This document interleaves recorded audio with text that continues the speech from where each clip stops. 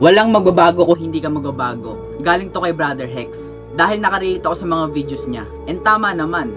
Kung hindi ka magbabago brother, walang magbabago sa buhay mo.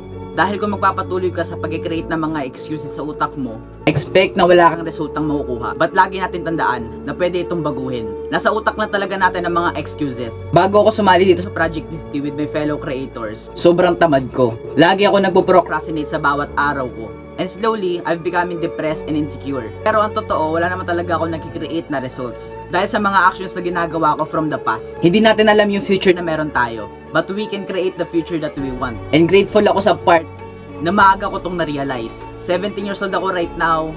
In grade 11, at araw-araw I've been making improvements. And soon, all of my sacrifices will be worth it. Today is day 75 of achieving my first 100,000. This is all for today. See you guys from part 76 and 25 on Project 50. Yeah, baby, that's awesome.